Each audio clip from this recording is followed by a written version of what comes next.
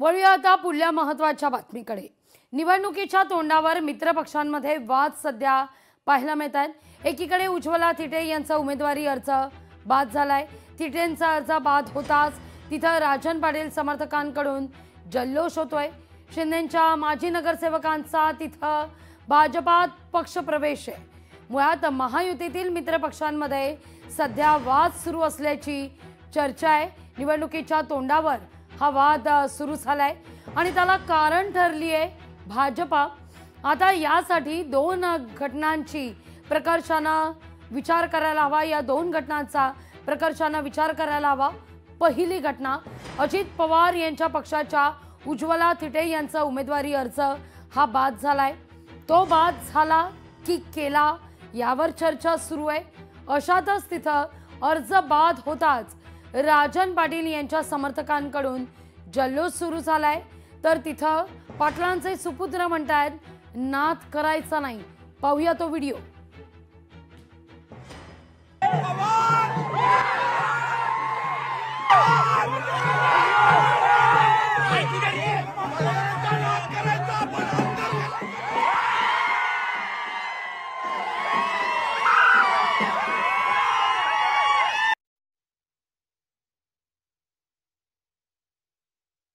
शिंदेच्या शिवसेनेचा गड असलेल्या कल्याण डोंबिवलीमध्ये रवींद्र चव्हाण यांच्या उपस्थितीत शिंदेच्या 3 माजी नगरसेवकांचा पक्षप्रवेश झालेला आहे। या घटनेला 24 तास होत नाही तोच मंत्रिमंडळ बैठकीत शिंदेच्या शिवसेनेचे मंत्री बहिष्कार टाकताना दिसतात। त्यामुळे भाजपच्या या चालीमुळे महायुतीत मिठाचा खडा पडतोय का अशी चर्चा या निमित्तानं जोर धरतीये।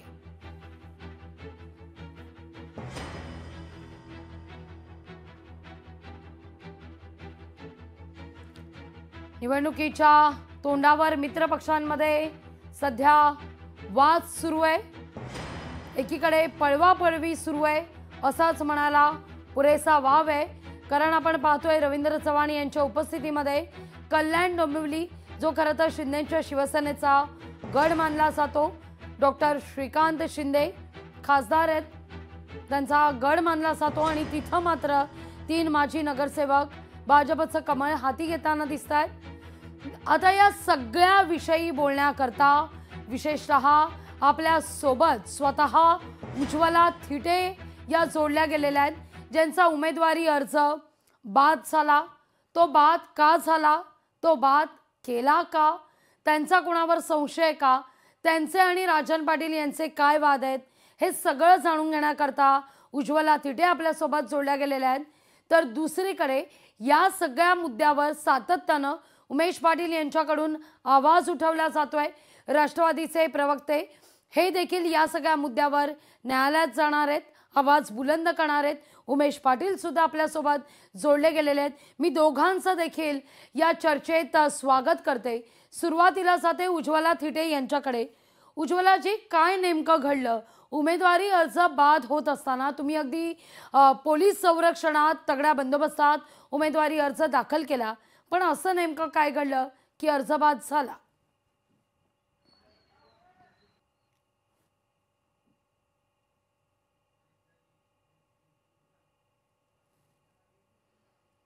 उज्ज्वलाजी, माझा आवाज पोहोचतोय?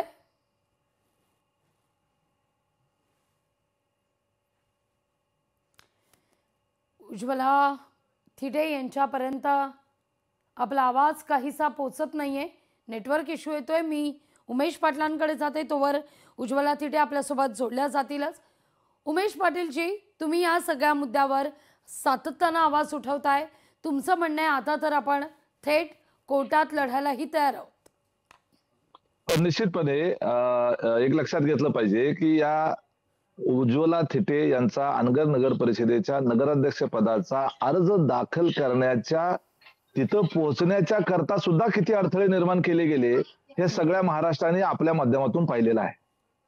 म्हणजे तो अर्ज भरलाच जाऊ नये याच्या करताची पहिली सुरुवात कुठून झाली तर उज्ज्वला थिटे यांचं मतदार यादीमधूनच नाव गायब करण्यात आलं होतं आणि ते मतदार यादीमध्ये नाव परत आणण्याच्या करता उज्ज्वला थिटे यांना त्यावेळेला देखील न्यायालयीन लढा द्यावा लागला।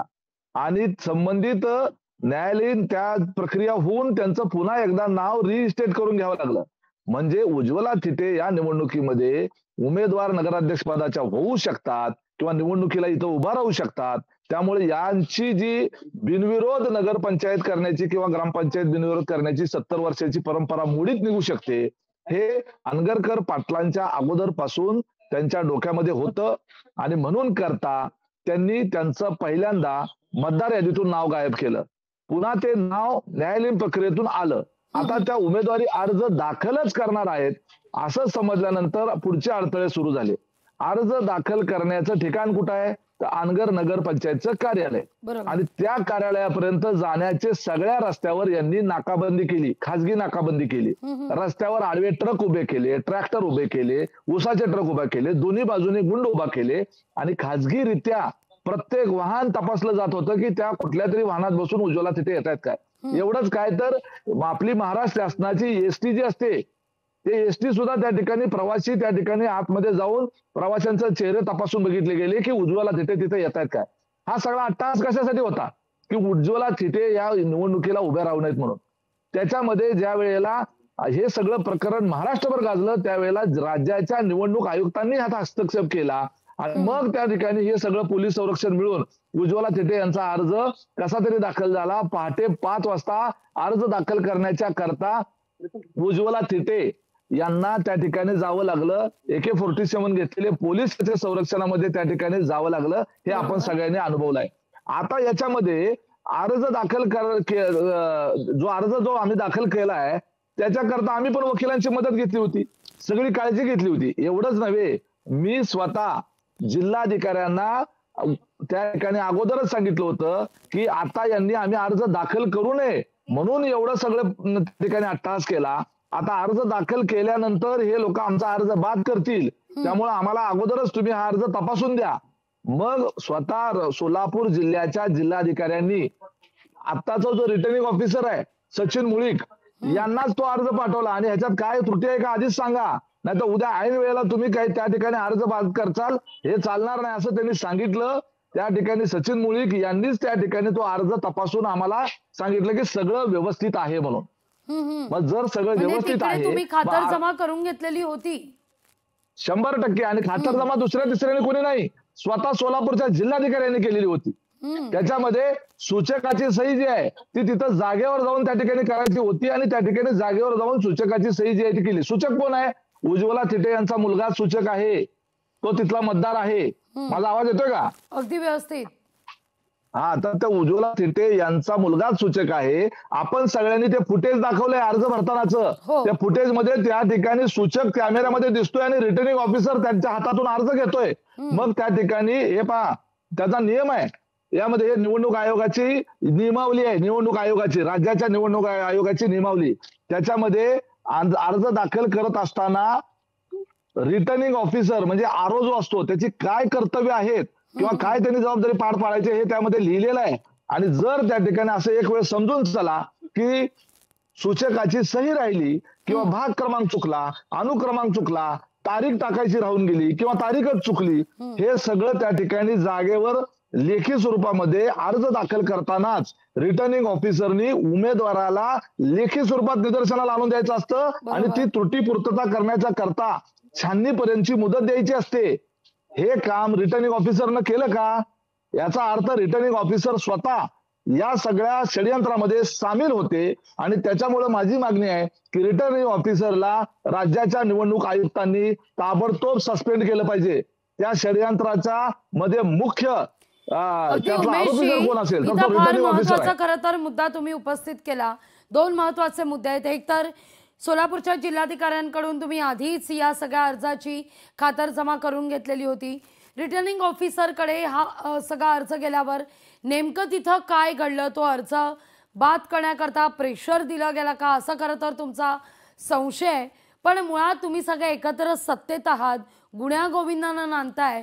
असं असताना या निवडणुकीत मात्र इतके विकोपाचे वाद का, यावर मी तुमच्याकडे येणार आहे. पण मुळात उज्ज्वला थिटे आणि राजन पाटील यांच्या वादाला सुरुवात कधी आणि कुठं झाली हे जाणून घ्यायचंय मला. उज्ज्वला थिटे यांच्याकडे जाते. उज्ज्वला थिटेची काय नेमकं हे सगळं प्रकरण आहे? राजन पाटील आणि तुमचा काय हा नेमका वाद आहे की तुम्हाला अर्ज दाखल करण्यापासून अगदी दाखल करताना इतक्या अनंत अडचणी आल्या, पोलीस संरक्षणात तुम्ही तिथं पोहोचलात, अर्ज दाखल केलात आणि आता वादही झाला? गेली 23 वर्ष झालं मी अनगरची रहिवासी आहे. पाटील परिवार आणि आमचे काही पूर्वीपासूनचे काही घराण्याचे संबंध चांगले होते.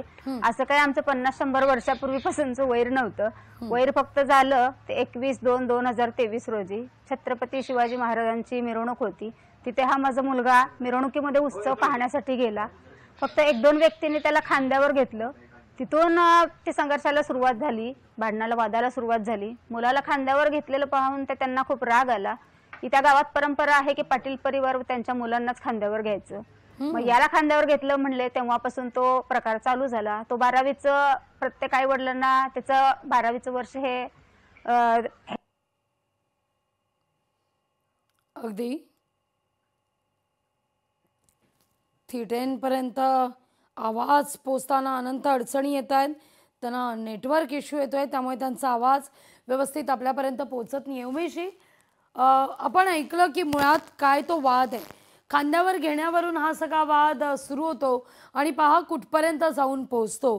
पण मला हे म्हणायचं आहे, तुम्ही एकत्र सत्तेत आहात, महायुतीला एकत्र लढायचं आहे, जिंकायचं आहे असं स्वप्न सातत्यानं मुख्यमंत्री असू देत किंवा दोनही उपमुख्यमंत्र्यांकडून सांगितले जातात. परस्परांमध्ये वाद घालू नका असं देखील म्हटलं जातं. तरी देखील असं वितुष्ट निर्माण होतं. तर मग महायुती एकसंध कशी? ते पाहिजे स्थानिक स्वराज्य संस्थांच्या निवडणुका आहेत, म्हणजेच ह्या स्थानिक पातळीवरच्या निवडणुका आहेत. आणि स्थानिक पातळीवरच्या निवडणुका जेव्हा असतात त्यावेळेला त्या ठिकाणी बऱ्याच वेळेला सत्तेत असलेल्या पक्षाच्या अंतर्गत सुद्धा त्या ठिकाणी एकमेकाच्या विरोधामध्ये निवडणुका लढवल्या जातात. निवडणूक लढवणं एकमेकाच्या विरोधात याचा अर्थ एकमेकाच्या विरोधात वैर आहे असं होत नाही. आणि त्यामुळं निवडणुकीमध्ये आरोप प्रत्यारोप होणं हे नैसर्गिक आहे. महायुतीच्या अंतर्गतच एकमेकाच्या विरोधात निवडणुका आहेत का? तर महाविकास आघाडीच्या अंतर्गत सुद्धा एकमेकाच्या विरोधात आहेत. म्हणजे या ठिकाणी महाराष्ट्रामध्ये जेवढे पक्ष अस्तित्वात आहेत त्या पक्षांच्या अंतर्गत एकमेकांच्या विरोधामध्ये निवडणूक आहेत. काही ठिकाणी महायुतीचे अंतर्गत पक्ष एकत्रित आलेत, तर काही ठिकाणी महायुती आणि महाविकास आघाडीचे पक्ष एकत्रित आलेले आहेत. काही ठिकाणी दोन्ही शिवसेना एकत्रित आल्यात, तर काही ठिकाणी दोन्ही राष्ट्रवादी एकत्रित आलेले आहेत. काही ठिकाणी भाजप आणि जुन्या राष्ट्रवादीची युती झालेली आहे, तर काही ठिकाणी शिवसेना आणि जुन्या राष्ट्रवादीची युती झालेली आहे. हे सगळं जे आहे हे सगळं एक प्रकारे जे आहे ते त्या ठिकाणची स्थानिक समीकरणं लक्षात घेऊन ह्या सगळ्या युत्या किंवा आघाड्या होत असतात.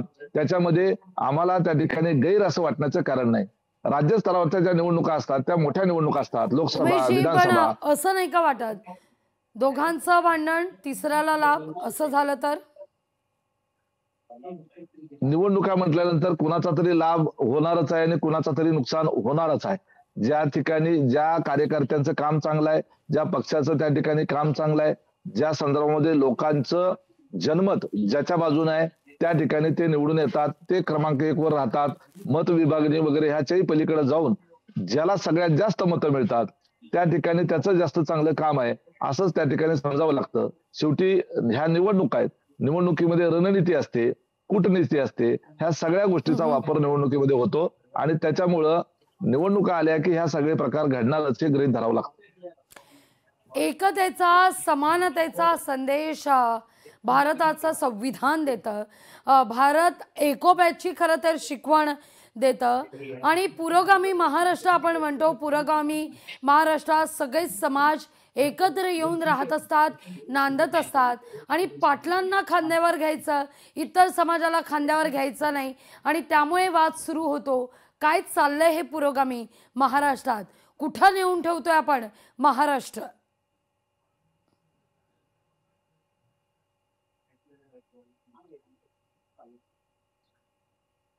उन्मेषजी, हा तेच मलाच विचारलं काही मला विचारायचं होतं. उज्ज्वला थिटे यांचं जे गाव आहे, जे अनगर, हा माझं तर मत आहे की आपल्या भारत देशातला हा वेगळा असा केंद्रशासित प्रदेश असल्यासारखा तो प्रदेश आहे. कुणालाच खरं वाटत नाही अशा पद्धतीचं प्रचंड दहशतीचं वातावरण त्या अनगर आणि त्या परिसरामध्ये आहे. राजन पाटील यांचे वडील बाबुराव अण्णा पाटील लोकनेते म्हणतात त्यांना, त्यांच्या काळापासून या भागामध्ये आजपर्यंत कधीही निवडणूक झाली नाही. निवडणूक झाली नाही याचा अर्थ त्या ठिकाणी लोकांना निवडणूक लढवायची नव्हती असं नाही, तर दादागिरी आणि दहशतीच्या जोरावर आजपर्यंत त्यांनी त्यांच्या गावामधल्या कुणालाही निवडणूक आल्यानंतर निवडणुकीला अर्ज भरू दिला नाही. त्यांच्या मर्जीतल्याच लोकांनी तिथं अर्ज भरायचे अशा पद्धतीची त्या ठिकाणी त्यांनी प्रथा पाडून दिली. जर त्यांना कोणी विरोध केला तर त्याला संपवण्याचं काम या लोकांनी केलं. यांनी मर्डर सुद्धा पचवलेले आहेत.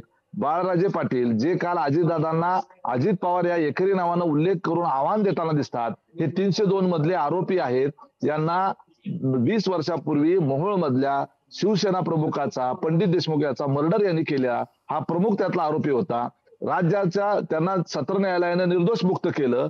त्याच्या निर्णयाच्या विरोधामध्ये राज्य सरकारच्या वतीनं, सरकार पक्षाच्या वतीनं उच्च न्यायालयामध्ये दाद मागण्यात आलेली आहे, अपील करण्यात आलेला आहे. पण 2005 ते आता 2025 साल चालू आहे.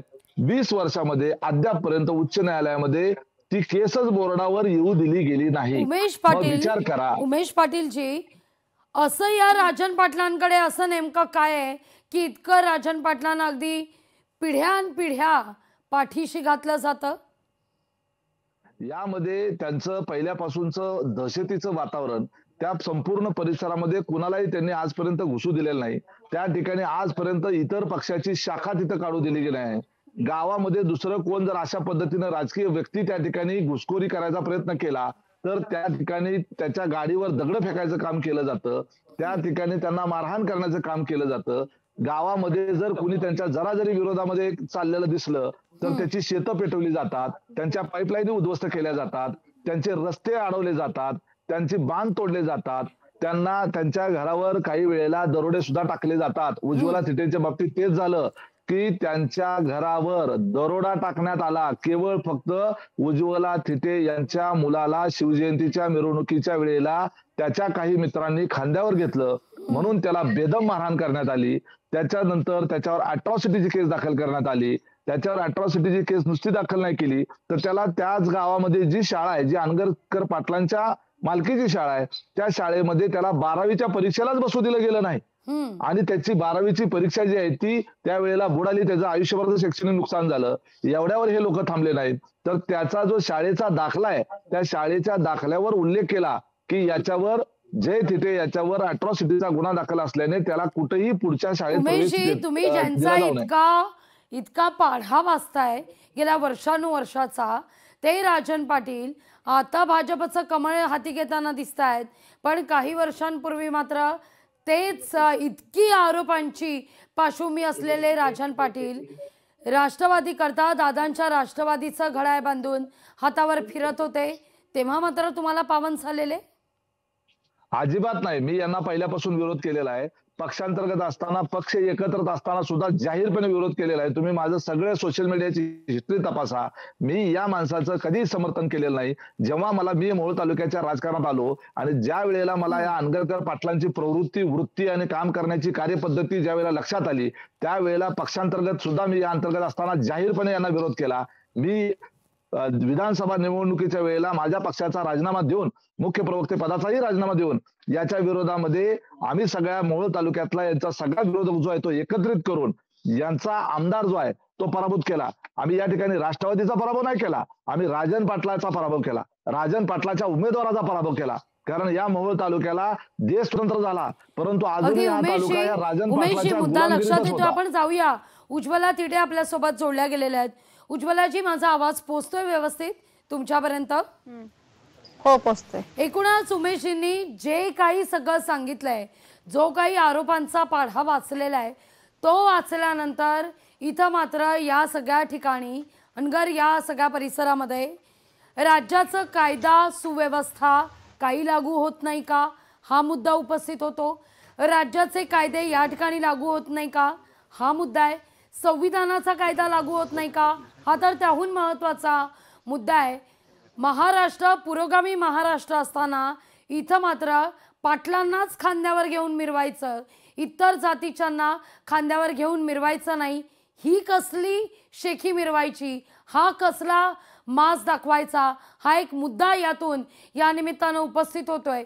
या सगळ्यावर आपण वरिष्ठ नेत्यांच्या तर प्रतिक्रिया घेणार आहोतच, पण आता यावर उज्ज्वला थिटे यांची भूमिका काय असेल?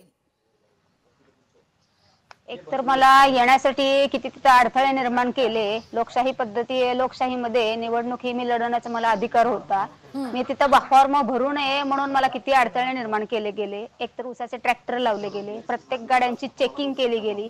याआधी त्यांनी माझं कुठलीही नोटीस न देता मतदार यादीतून नाव गायब केलं लोकसभेच्या वेळी. नंतर ते मी नोंदवलं परत आणखी एकदा, तर परत ते विधानसभेच्या वेळी आलं. नंतर त्यांनी मला परत नोटीस पाठवून माझं नाव गायब करण्याचा प्रयत्न केला. त्यानंतरही मी परत ते सगळे माझे ऑल डॉक्युमेंट्स त्यांना, मी तिथलीच रहिवासी आहे, फक्त 2 वर्ष झालं पाटील परिवाराच्या अन्यायाला कंटाळून मी गाव सोडून निघून गेलेली आहे. हे मी सर्व तिथे 28 पुरावे तिथे दाखवले. मतदार नोंदणी अधिकारी सीमा होळकर यांच्याकडे ती केस होती. त्यावेळेस त्यांनी परत माझं नाव मतदार यादीमध्ये घेतलं. मग एका वर्षातून 3-3 वेळेला मतदार यादीतून माझं नाव गायब केलं जातं. कारण मी अनगर नगर पंचायत निवडणूक लढण्यासाठी इच्छुक आहे हे त्यांना पूर्वीपासून माहिती. प्लॅनिंग तर पूर्ण मतदार यादीतून नाव काढण्यापासूनच तयार चालू केलं. त्यात आता इलेक्शन आल्यानंतर हे असं येण्यासाठी अडथळे निर्माण केले गेले. परत पोलीस संरक्षणार्थ मला तिथे नेण्यात आलं. आम्हाला खंत तर होती, अर्ज तर आपण भरणार आहोत, पण भरल्यानंतर त्या अर्ज छाननीमध्ये आपला कदाचित बाद केला जाईल हे माहिती होतं. पण तिथे जाणं आणि निवडणूक लढण्याचा अधिकार असल्यामुळे मी तिथे गेले आणि मी ते अर्ज भरला आणि शेवटी जे व्हायचं ते होतं. जो माणूस म्हणतो 302 ची कलम आमची भोगणारी मुलं आहेत, आणि मी ज्यावेळेस माझ्या मुलाचं माफी मागायला पाटील परिवारकडे गेले त्यावेळेस ते मला स्वतःहून म्हणले होते, तुझा मुलगा खूप दंगा करत आहे, एवढा असं दांगडिंगी तर चालणार नाही. 302 च्या कलमातून मी माझी मुलं सोडवलेली आहेत. जो माणूस 302 च्या कलमातून स्वतःच्या मुलाला सोडवू शकतो, ते 4 कागदपत्र एका रात्रीत गहाळ करायला किती वेळ असा लागणार आहे? हास्यास्पद गोष्ट ही आता. आणि ते म्हणतात सूचकची सही नाही. दादांशी बोललात उज्ज्वलाजी? दादांशी बोललात? अजित पवार यांच्याशी तुमचं काही बोलणं झालं? नाही, आणखी नाही झालं. आता तुम्ही या सगळ्या मुद्द्यावर न्यायालयात जाणार आहात, काय तुमचं पुढचं पाऊल आहे? पाटील परिवार यांच्या विरुद्ध माझ्या आतापर्यंतच्या खूप केसेस आहेत. एक तर त्यांच्या विरुद्ध गुन्हे कधी मोहोळ पोलीस स्टेशनने नोंदवून घेतलेलेच नाहीयेत. दरोड्याची केस आहे, अॅट्रॉसिटीची केस आहे, ऊस बिल माझं त्यांनी अनधिकृतपणे कपात केलेलं आहे, शेतातील मोटरी पळवून नेलेल्या आहेत, वाटेकऱ्यांना धमक्या दिलेत, माझी शेती सध्या पडीक आहे. आणि परत ह्या सगळ्या केसेस तर मोहोळमध्ये सगळ्या माझ्या नोंद आहेत त्यांच्या विरुद्ध. फक्त ते म्हणतात पुरावे काय. आता यांनी पुरावेच सगळे मिटवलेत. जो माणूस मी पोलीस स्टेशनला 8-8, 12-12 तास बसत होते, तिथले सीसीटीव्ही पुरावे मोहोळचे सगळ्या अधिकाऱ्यांनी मिटवले गेलेले आहेत. एका वर्षाच्या आतमध्ये मी ते मागितलेले होते माहिती अधिकाराखाली, तर म्हणतात ते स्टोरेज मध्ये सेव्ह झालं नाही. मग डिपार्टमेंटचे 8-8, 9-9 तासाचे जर स्टोरेज एखादा माणूस जर गायब करत असेल, तर आता कालचा माझा अर्ज बाद होणार हे नक्कीच आहे ना. हे महाराष्ट्रातील आता निवडणूक आयोगाने हे लक्ष द्यावं की तुम्ही थेट म्हणताय हा अर्ज बाद झाला नाही, तो बाद करवला गेला. हो, कारण सूचक हा का दुसरा कोणीही नव्हतं त्या गावामध्ये. मला सूचक आणि अनुमोदक यांच्या दहशतीमुळे कुणीही नव्हतं. आणि सूचक जो होता लांबून येणारा नव्हता, स्वतःचा माझा मुलगा होता. स्वतःचा मी माझा मुलगा घेऊन तिथे गेलेले होते ना. आणि आरओ सरांचं काम होतं ते 3 त्यांचे टेबल होते, तर कुठं सही राहिली, कुठं तारीख राहिली, कोणता दाखला राहिला, हे त्यांनी तपासून पाहताना मला सांगायचं होतं, ताई इथं सही राहिली, हे तुमचे डॉक्युमेंट्स कमी आहेत. आम्ही ते तिथे लगेचच दुरुस्त केलं असतं. एक तर यांनी आम्हाला डॉक्युमेंट्स दिले नाहीत. शौचालयाचा दाखला दिला नाही, प्रमाणित यादी 10-11-2025 प्रमाणे दिली नाही. परत त्यांनी बेबाकी दाखला दिला नाही. मी वेळोवेळी सारखं मेल केलेले आहेत, मेसेजेस केलेले आहेत, अर्ज केलेले आहेत, तरीही प्रशासकीय अधिकारी मला काही उत्तर दिले नाहीत. ज्यावेळेस इंडिया टाइम्सने माझी न्यूज दिल्लीच्या रिपोर्टरने घेतली, त्यावेळेस निवडणूक आयोगानं कलेक्टर साहेबांना सांगितलं. कलेक्टर साहेबांनी सांगितल्यावर मग मला ते डॉक्युमेंट्स अर्ज भरायच्या आधी अर्धा तास उपलब्ध केले गेले. निश्चित. आणि मला मान्य आहे तुमचे काही नियोजित बैठक आहेत, तुम्हाला लवकर निघायचं आहे, पण अगदी 2च सवाल खरं तर तुमच्याकडून घेते, कारण हे मुद्दे फार महत्त्वाचे आहेत. ही अनगरमधली जेव्हा परिस्थिती तुमच्याकडून म्हणा किंवा उज्ज्वला थिटे यांच्याकडून जेव्हा ऐकली, तेव्हा मात्र पाटील की इतिहास झाला यावर एकतर विश्वास बसत नाहीये. इथं खरंच लोकशाही आहे का हा मुद्दा यातून उपस्थित होतोय. तुम्ही या सगळ्या मुद्द्यावर आवाज जर उठवत असाल, बुलंद करत असाल, तर निश्चितच लोकशाही मराठीची साथ उमेश पाटील आणि उज्ज्वला थिटे यांच्या सातत्यानं मिळतच राहील, हा आमचा शब्द आहे तुम्हाला. उमेशजी, या सगळ्या मुद्द्यावर तुम्ही कोर्टात जाणार आहात, पण पुन्हा विचारते, पाटील की इतिहास जमा झाली आहे यावर आज तर विश्वासच बसत नाहीये हे सगळं ऐकून. ते 100% खरं आहे. कारण अजूनही हे जुन्या सरंजामी थाटामध्ये जगणारी, वावरणारी, तशी कृती करणारी माणसं आहेत. या राजन पाटलांनी जाहीर सभेमध्ये उघडपणे माझ्या पोरांनी 17 वर्षी 302ची कलम भोगलेली आहेत आणि तुम्ही आम्हाला भीती दाखवणार काय, असा सवाल जाहीर सभेमध्ये केला होता. आणि आम्ही खानदानी पाटील आहोत आणि त्यामुळं लग्नाच्या आधी मुली नाचवण्याचा आम्हाला अधिकार आहे आणि त्याचा आम्हाला अभिमान आहे, असं जाहीरपणे याच राजन पाटलांनं वक्तव्य केलं होतं. याच्यावरून लक्षात घ्या की हा किती मस्तवाल आणि मस्तीतला हा पाटील आहे, कशा पद्धतीची घमेंड आहे. ज्या पद्धतीनं बाळराजे पाटलांनी काल अजितदादाच्या संदर्भाने एकेरी भाषेमध्ये ज्या पद्धतीनं चॅलेंज देण्याची भाषा केली, 15 दिवस झाले यांना फक्त राष्ट्रवादी काँग्रेस पार्टी सोडून. 40 वर्ष ज्या राष्ट्रवादी काँग्रेस पार्टीच्या आणि पवार कुटुंबाच्या जीवावर हे साम्राज्य उभा केलं, त्या 40 वर्षाच्या साम्राज्याच्या जीवावर 15 दिवसात हे अशा पद्धतीनं पवार कुटुंबाला चॅलेंज करणारी ही अवलाद जी आहे, ही काय प्रवृत्तीची आहे, काय वृत्तीची आहे लक्षात घ्या. उद्याच्याला भारतीय जनता पार्टीच्या संदर्भानं एखादी गोष्ट जर यांच्या बाजूने नाही झाली तर उद्या हेच अशाच पद्धतीची भाषा देवेंद्र फडणवीसांना देखील यांच्याकडून ऐकावी लागणार आहे. ही वृत्ती ही आहे, ही प्रवृत्ती अशी आहे. यांनी 70 वर्ष त्यांच्या स्वतःच्या गावात लोकशाही येऊ दिली नाही. समजून घ्या, काटेवाडी हे गाव पवारांचं गाव आहे, पवार कुटुंबाचं गाव आहे. त्या गावाचा त्यांनी स्वर्ग केलेला आहे. राळेगण सिद्धी अण्णा हजारेंचं गाव, त्याचबरोबर पोपटराव पवार यांचं हिवरे बाजार गाव, विलासराव देशमुखांचं बाबळगाव गाव, या गावांमध्ये आजही निवडणुका होतात. काय त्या गावांमध्ये काय विकास झालेला नाही? प्रचंड मोठ्या प्रमाणावर विकास होऊन अक्षरशः नंदनवन त्या ठिकाणी झालेला असतानाही लोकशाही मार्गाने दर 5 वर्षाला या गावांमध्ये निवडणुका होतात. मग अनगरमध्ये 70 वर्ष निवडणूक का होऊ शकली नाही? तर आमचा जो आरोप आहे तो हाच आहे की दहशतीच्या जोरावर बंदुकी कानफटीला लावून या लोकांनी कुणालाच उमेदवारी अर्ज भरून दिले नाहीत आणि त्या माध्यमातून यांनी निवडणूक बिनविरोध केली. आणि दुर्दैवानं ती नगरपंचायत झाल्यानंतर सगळ्या सत्तेचा आणि सरकारी यंत्रणेचा गैरवापर करून पुन्हा एकदा अर्ज भरायला चाललेल्या उज्ज्वला थिटेंच्या मार्गामध्ये हजारो अडथळे निर्माण करून ते अडथळे पार करत ती विधवा महिला ती एकटी स्वतःचा मुलगा आणि मुलाला घेऊन अर्ज भरायला त्या ठिकाणी पोलीस संरक्षणात त्याला तिथे जायची वेळ आली. ही वेळच का आली? का पोलीस संरक्षण द्यावं लागलं? कशासाठी त्या ठिकाणी स्टेनगनधारी पोलीस त्या ठिकाणी त्यांच्या संरक्षणासाठी गेले? ते कारण काय? आज कुठल्याही नगरपालिकेत इकडे एवढ्या सगळ्या निवडणुका चालल्यात, महाराष्ट्रात नव्हे भारतात तरी एखादा तरी कोण उमेदवार असा आहे का की ज्याला स्टेनगनधारी AK-47 घेतलेली सिक्युरिटी घेऊन उमेदवारी अर्ज दाखल करायची वेळ आली? म्हणजे त्या अनगरमध्ये नेमकं आहे काय? म्हणजे त्या राजन पाटलाची दहशत किती बरोबर आहे हे त्याच्यावरून लक्षात होतं आणि ते सिद्ध होतं. आणि हा अर्ज जो बाद झाला, हा अर्ज बाद झाला नाही तर हा अर्ज बाद केलेला आहे, हा षडयंत्र करून बाद केलेला आहे आणि याला रिटर्निंग ऑफिसर जबाबदार आहे. रिटर्निंग ऑफिसरची ती जबाबदारी होती की तो अर्ज त्याच्यामध्ये जर काही त्रुटी राहिली असेल, निवडणूक आयोगाकडे पुन्हा तुम्ही दाद मागायला जाणार आहात का? कारण कुठेही लोकशाही या ठिकाणी दिसत नाही असंच म्हणावं लागेल. हे सगळं ऐकल्यानंतर थेट विचारते, अनगर या ठिकाणी महाराष्ट्रात बिहार होऊ पाहतोय का? झालेला आहे. बिहारपेक्षा वाईट परिस्थिती आहे. बिहारमध्ये तरी निवडणुका झाल्या, सगळ्या पक्षांनी निवडणूक अर्ज भरले. बिहारमध्ये तिथं भारतीय जनता पार्टीचं जरी सरकार आलं असलं तरी तिथं नितीश कुमारचं इथं सरकार आलं असलं तरी RJD, काँग्रेस, इतर पक्ष यांना सगळ्यांना अर्ज भरू दिले गेले. त्यांना अर्ज भरायला जाण्याच्या करता पोलीस संरक्षणाला जायची वेळ नाही आली. परंतु इथं नगरपंचायतीच्या निवडणुकीला उमेदवारी अर्ज भरण्याच्या करता त्या ठिकाणी पोलीस संरक्षणामध्ये जायची वेळ आली. याच्यावरून अनगर आणि मोहोळ तालुका बिहारपेक्षा वाईट परिस्थिती झाल्याचं स्पष्ट निदर्शक आहे. अगदी या सगळ्या मुद्द्यावर निवडणूक आयोगाकडे पुन्हा तुम्ही तक्रार करणार आहात का? कोर्टात दाद मागणार आहात का? काय सांगाल उमेशजी? निश्चितपणे सगळ्यात महत्वाचं काय, निवडणूक आयोगाने एका गोष्टीची दखल घेतली पाहिजे. या मोहोळ तालुक्याच्या लॉ अँड ऑर्डरचे सगळं पूर्ण पट्ट्याबोळ झालेला आहे.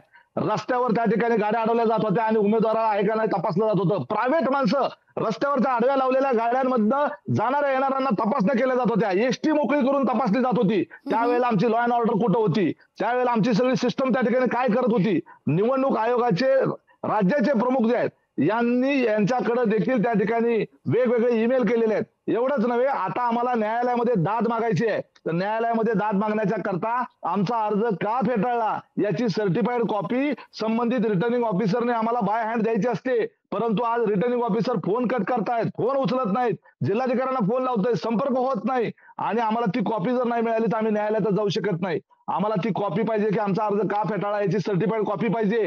ती आता आज दुपारी 3 वाजेपर्यंत आम्हाला न्यायालयामध्ये दाद मागता येते. परंतु जर आता ती सर्टिफाईड कॉपी नाही मिळाली तर आम्ही न्यायालयात पण जाऊ शकत नाही. मला सांगा, या यंत्रणेचा गैरवापर आहे तर नाही काय आहे सांगा. आम्हाला दिली का सर्टिफाईड कॉपी? आम्ही मागतोय, द्यायला तयार नाहीयेत. काल रात्री ईमेल केलेला आहे त्यांना, काल त्यांना कळवलेलं आहे आम्ही की आम्हाला अशा पद्धतीची सर्टिफाईड कॉपी द्या. अद्यापर्यंत सर्टिफाईड कॉपी दिली जात नाही. याचा अर्थ यंत्रणा किती दबावाखाली आहे. कशा पद्धतीने यंत्रणा यांचा बिनविरोध अर्ज राहावा, बिनविरोध यांची नगरपंचायत व्हावी याच्याकरता पूर्ण यंत्रणा या ठिकाणी काम करते आहे. ही लोकशाही नाही आहे, ही दंडेलशाही आहे, ही हुकुमशाही आहे, ही दादागिरी आहे, हे जंगल राज आहे. अगदी उमेशजी, खूप खूप धन्यवाद आमच्याशी संवाद साधला त्याबद्दल. यांचा उमेदवारी अर्ज बाद व्हावा, तो पुढेच जाऊ नये याकरता मात्र यंत्रणा काम करतायत असा थेट आरोप उमेश पाटील यांनी केलेला. इतकंच नाही तर ही लोकशाही नाही, ही ठोकशाही आहे, हा जंगल राज आहे असं देखील म्हणतायत उमेश पाटील. या सगळ्या मुद्द्यावर खरं तर आपण सातत्यानं भाष्य करणार आहोत. उज्ज्वला थिटे यासोबत आपल्या आहेत, शिवाय उमेश पाटील यांना लवकर जायचंय बैठकीकरता, त्याकरता म्हणून मी त्यांना आता धन्यवाद देते की तुम्ही या चर्चेत सहभागी झालात. पण उज्ज्वला थिटेजी, तुम्ही अशाच आमच्या समवेत जोडल्या राहा, मला तुमच्याशी संवाद साधायचा आहे. लोकशाही मराठी ऐका, पहा, जागरूक रहा.